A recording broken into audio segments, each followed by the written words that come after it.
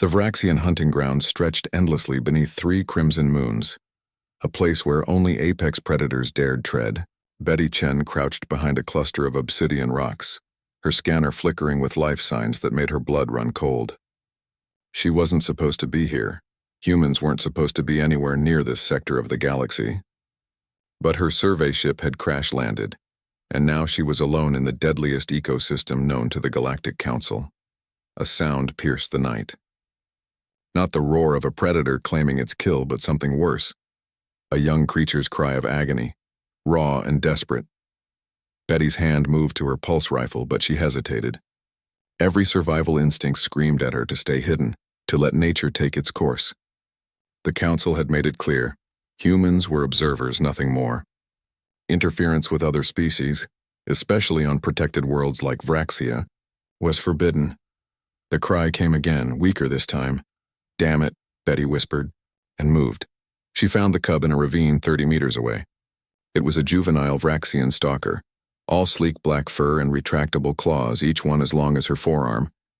The creature was magnificent even in distress, its 6 eyes reflecting the moonlight. A fallen rock formation had trapped its hind leg, crushing bone and tissue. Blood, luminescent blue in the darkness, pooled beneath it. The cub's eyes locked onto Betty. It snarled, baring teeth designed to rend armor plating. But the sound was underlaid with whimpering. It was dying, and it knew it. Betty approached slowly, her hands raised. "Easy there, little one," she murmured, knowing the creature couldn't understand her words but hoping her tone would convey intention. "I'm going to help you." The stalker cub lunged at her, or tried to. Pain overwhelmed its predatory instincts, and it collapsed with another anguished howl. That's when Betty felt them. The vibrations through the ground, the subtle shifts in air pressure. She looked up slowly. They surrounded her. Dozens of them.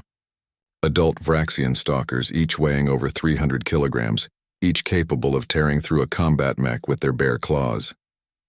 Their eyes glowed in the darkness like stars, all fixed on the human crouching beside their young. The pack alpha, a scarred behemoth with 1 broken tusk, stepped forward.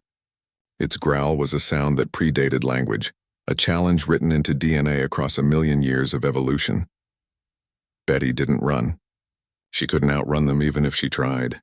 Instead, she did something no other species in the galaxy would have done. She turned her back on the predators and focused on the cub. "I know you can kill me," she said quietly, pulling her medical kit from her belt. "But your baby's dying, so kill me after if you want. Right now I'm going to save it." She injected the cub with a universal analgesic, watching its pupils dilate as the pain subsided. The adult stalkers moved closer, a circle tightening, claws scraping against stone. Betty's hands shook as she applied a stabilizing foam to the shattered leg, but she didn't stop. The alpha roared, so close now that Betty felt its hot breath on her neck. One swipe would end her. She placed her hands under the crushing rock. "This is going to hurt," she told the cub, "but you'll live through it." Betty lifted.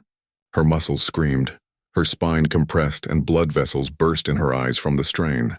The rock shifted, centimeters then more. Impossible weight borne by human stubbornness and a refusal to accept defeat. The cub pulled its leg free. Betty let the rock fall and collapsed beside it, gasping. The alpha loomed over her, jaws open wide enough to swallow her head whole.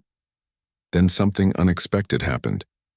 The cub, still in pain but freed, dragged itself toward Betty and pressed its massive head against her chest. It was purring, a sound like distant thunder. The alpha's jaws closed. It studied Betty with intelligence that transcended animal instinct, seeing something in this strange, weak creature that gave it pause. Slowly, deliberately, the alpha lowered itself to the ground beside them. The circle of predators relaxed. They didn't leave, but they stopped threatening. They waited. Keanu Rodriguez found Betty 3 days later, tracked her signal to the coordinates that should have been her grave. Instead, he found her asleep in the center of a Vraxian pack, the juvenile stalker's head resting on her lap while adult predators formed a protective ring around them both. "Betty," Keanu called out carefully, his weapon lowered but ready. "What in the Council's name did you do?" Betty opened one eye, exhausted but alive.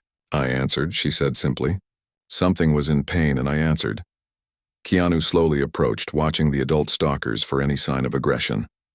They watched him back but didn't move. The Alpha made a low sound. Not a growl, but something like acknowledgement. The Council is going to lose their minds, Keanu said, kneeling beside her. You broke first contact protocol.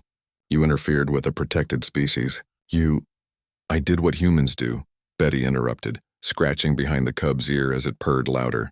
Someone needed help. Species, protocol, consequences. None of that mattered as much as that sound. That howl. Keanu looked around at the circle of apex predators, creatures that had evolved to fear nothing, now keeping vigil over one small human. They could have killed you. They still can, Betty acknowledged. But they won't, because they understand something the Council doesn't. She met Keanu's eyes. Compassion isn't weakness. It's the most powerful predator instinct there is. The Alpha stood, walked to Keanu, and pressed its nose against his chest, a gesture of acceptance. Then it howled, a sound that echoed across the hunting grounds.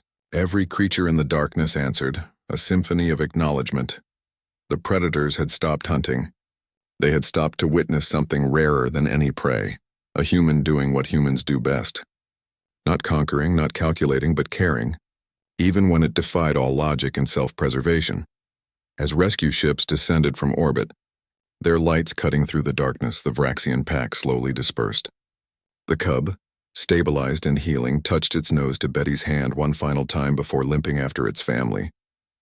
Betty watched them go, then looked at Keanu. Tell the Council I'd do it again. Keanu smiled. They already know. That's what terrifies them about humanity. In the end, that's what made humans unique in a galaxy of advanced civilizations.